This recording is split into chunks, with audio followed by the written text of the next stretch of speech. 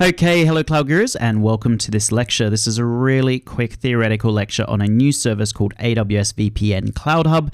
Essentially all you need to know for the exam is what it is and what it does. So let's say we've got our VPC here. It's got a couple of EC2 instances in different subnets, and then we've got three different sites. We've got our site in New York, our site in Los Angeles, and our site in Miami. And essentially what we want to do is be able to connect in to our VPC using VPN connections.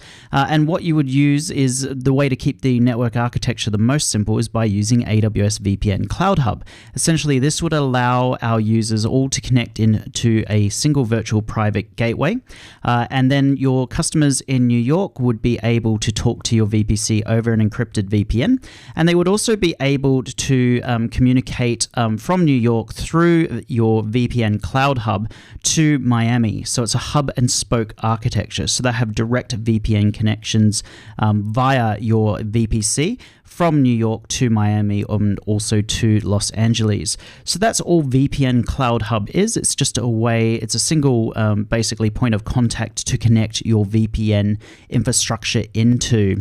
So if you have multiple sites, each with its own VPN connection, you can use AWS VPN Cloud Hub to connect those sites together. Like I said, it's a hub and spoke model. It's low cost, it's really easy to manage, and it operates over the public internet. But of course, being a VPN solution, all traffic between the customer gateway and the AWS VPN Cloud Hub is encrypted.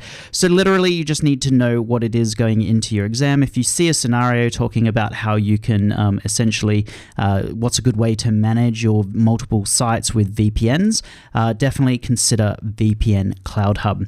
So that's it for this lecture, guys. If you have any questions, please let me know. If not, feel free to move on to the next lecture. Thank you.